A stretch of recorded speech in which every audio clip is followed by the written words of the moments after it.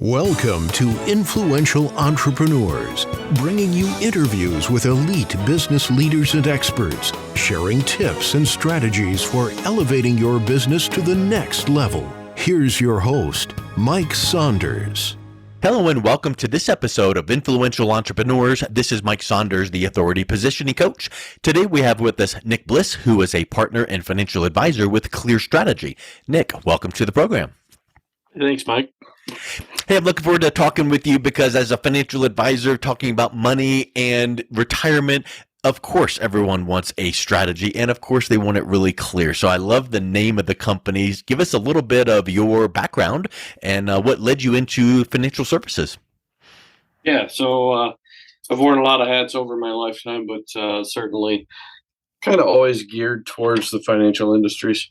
Went to college for accounting, and just wasn't that line of work, but certainly gave me a lot of background in stuff we need to use in today's world. Spent some time in a couple different lanes, and then ended up starting down the financial path more full time in 2012. So. Been at this over a decade now. I've seen some ups and downs in markets.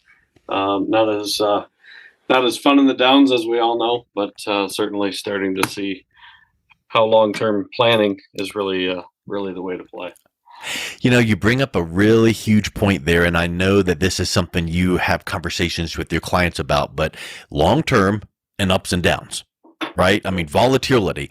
You're going to always see it. And if you look closely at I'm envisioning in my mind, those charts you see for, the market movement. And if you look in 30-day window, it might be like crazy volatile. But if you really back it out and look at 2, 3, 4, 5 years, it's like, little small bips.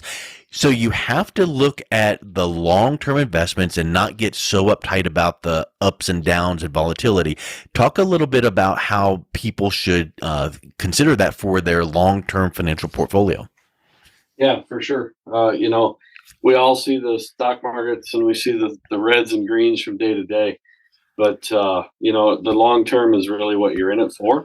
We're in it for, if it's pre-retirement savings, if it's, building those goals for future, what retirement might look like, we're looking 5, 10, 15, 20 years down the road. And if you're at retirement, we still want that look to be 5, 10, 15, 20, 30 years down the road, because it never really ends. We still are going to see the ups and downs. We have to navigate those waters with, the tools we have available, and we have to do it over one's lifetime. And I hope to see clients with me for 50 years. So we're going to have, maybe 20 years pre-retirement and 30 years post-retirement, right? So the 6-month, 1-year windows are snapshots in life. It's you have to really look at 3, 5, 10-year windows. Yep. And you mentioned 30 years pre and 20 years post, and I know you're just throwing out numbers, but it made me think about something. First of all, people tend to put off planning for retirement. Oh yeah. Somebody, I'll do that. And then it's just like creeps up on them. So when do you prefer to start talking with someone, in a perfect world? I mean, obviously, the day you get your first job would be the best time, but that's not realistic. So what's a good runway ahead of retirement to give you the best time to have some strategies laid out, implemented, and working for the client? Yeah, sure. I think everybody, obviously the sooner the better, right? But, in your 20s, it's probably not something you really want to come sit down with me in. I'd love to talk to people in that point, but, do you have to really focus in, hone in on things? But I think in that mid to late 30s, hopefully you've been participating in your 401ks. Now there's a big number there, or a sizable number enough to start thinking about, and what that looks like. In your 20s, you don't know what retirement's even going to look like. At least if you get, 10, 15 years in the working world, then you start kind of leaning towards, okay, where do you want to land? What's that look like? What's life look like? What does college planning look like? What does debt retirement look like? That's when things really start coming together for people, in that 30s, maybe 40s. In a perfect world, right? Yep. But certainly, we see a lot of 40s and 50-year-olds that, haven't talked to anybody, and that's not wrong by any means. Today is the best day to start and moving forward from that.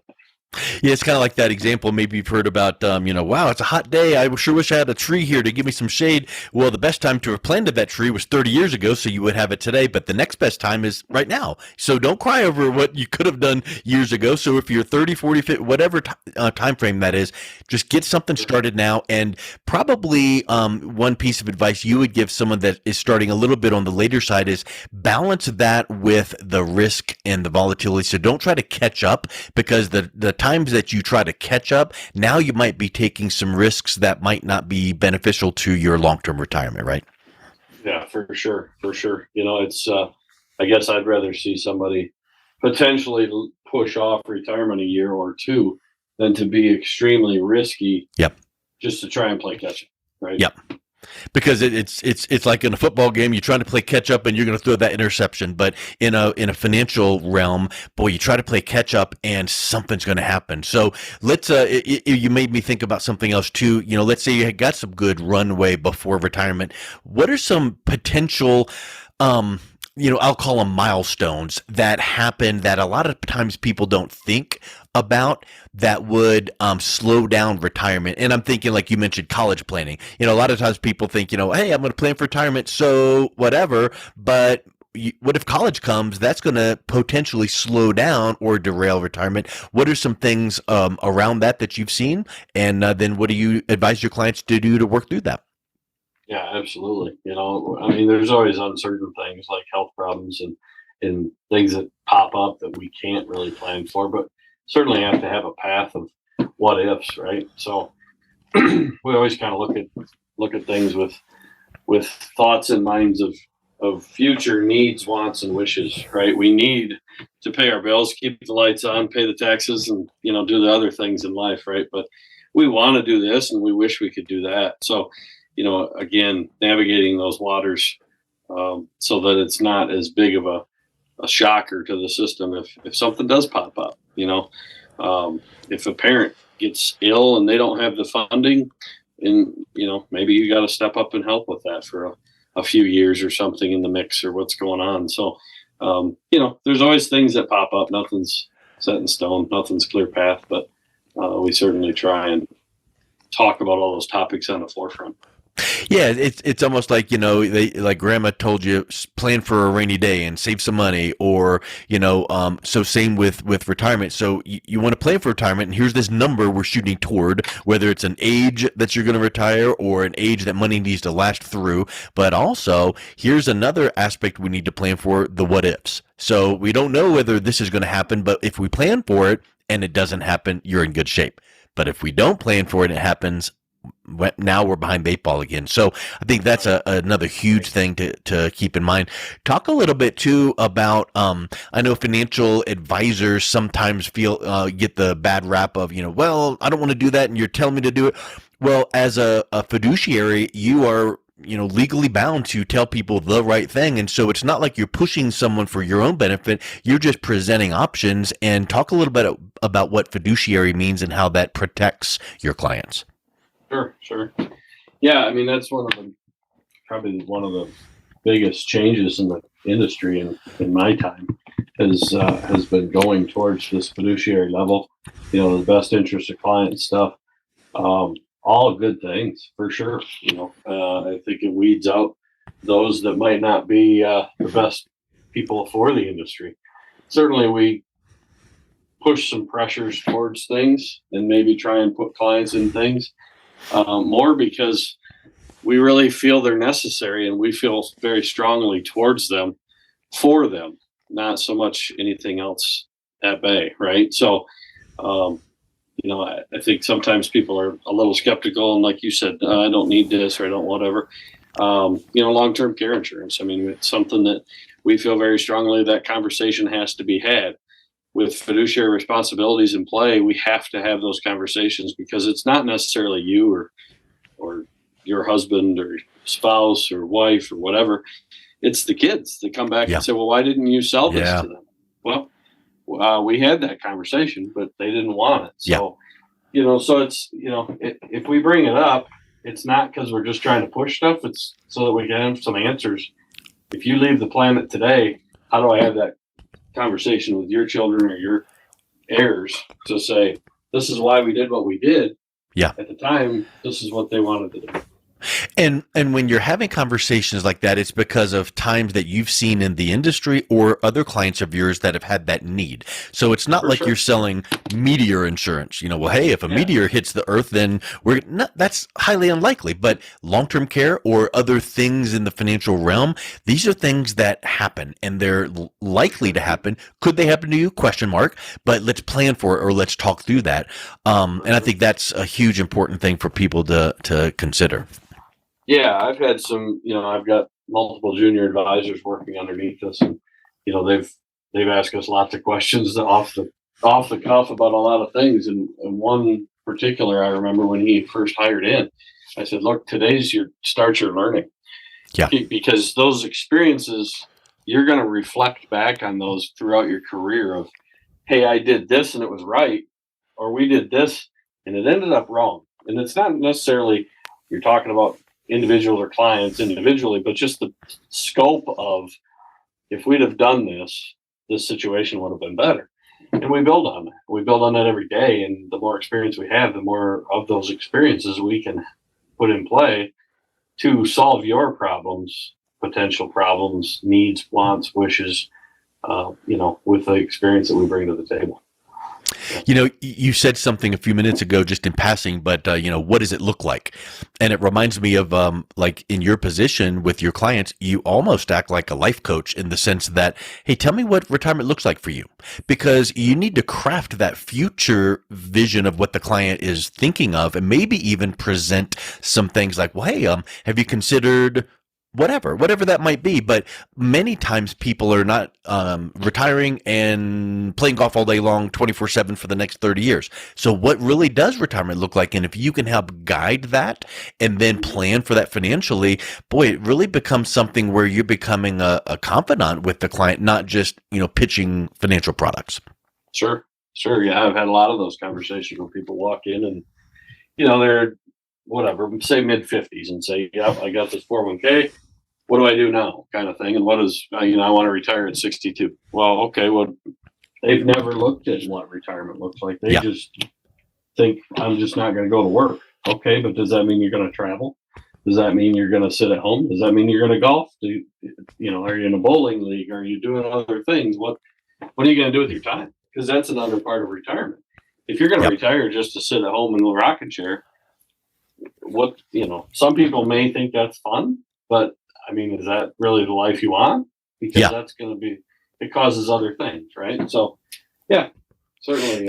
That's a big point. I remember years and years ago reading the book by Tim Ferriss called The 4-Hour Workweek. And one of the things he talked about is structure your life and your business. If you're a business owner, let's say, and where you can take 3-4 months off and have your business keep running, so that you can take these little mini retirements. Why wait till X age to retire? Because you might not have the health to do the things you want to do. So take those times.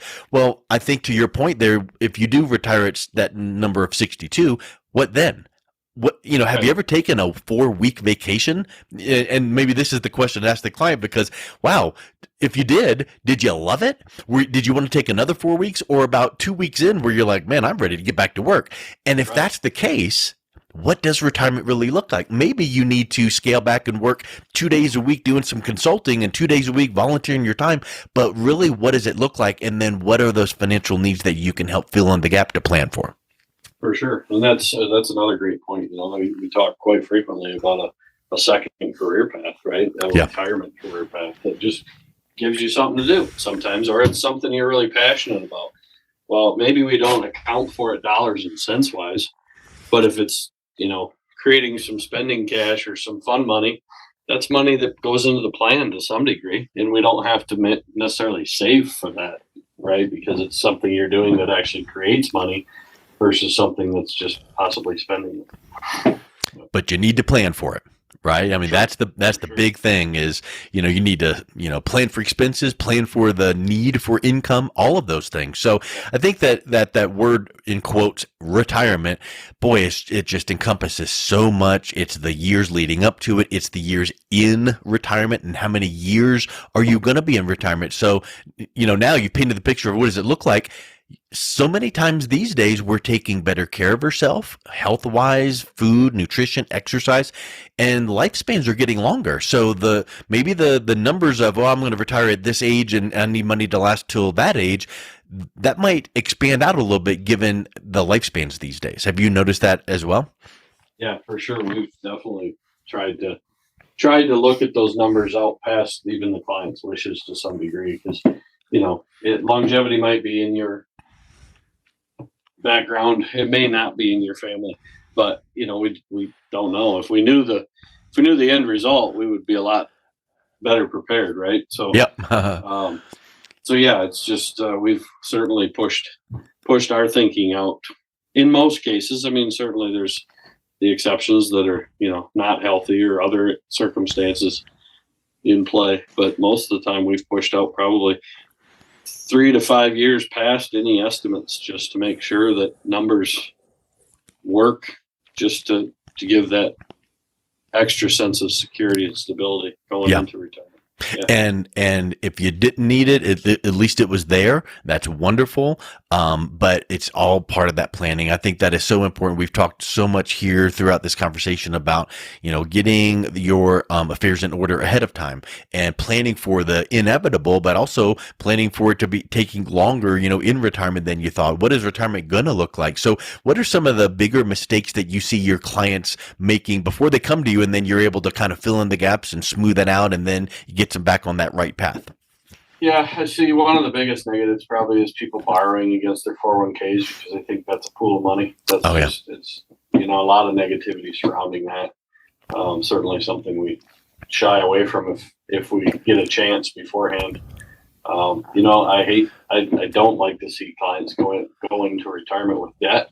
I'm not saying it can't happen and won't happen, but if at all possible, it's just that variable that we don't need if we can avoid it. So some of the big ones, I think, healthcare, retiring in your 50s, healthcare is a big expense. So, that's another thing. I mean, we see, earlier retirees, if you're not 65 age where you're Medicare eligible, you got 5 years, 3 to 5 years, 6 years sometimes of healthcare, and obviously rising costs play in. So, just little things like that. I've seen clients that have just basically retired and then came to us and said, "Yeah, we retired a week ago.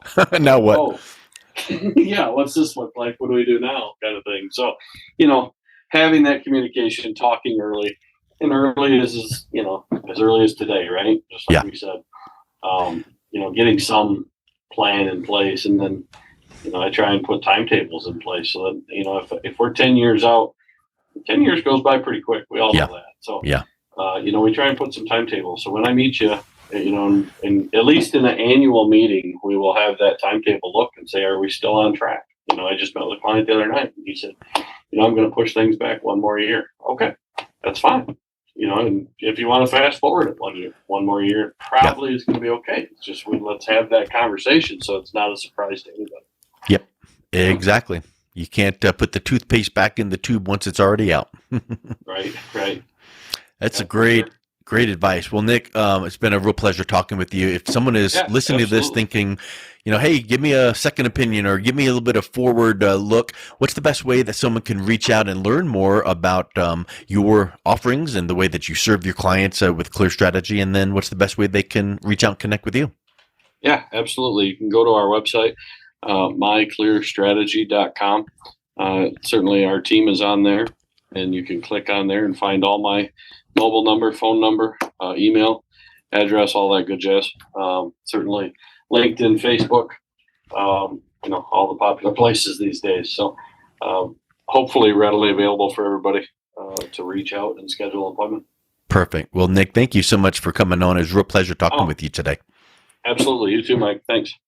You've been listening to Influential Entrepreneurs with Mike Saunders. To learn more about the resources mentioned on today's show or listen to past episodes, visit www.influentialentrepreneursradio.com.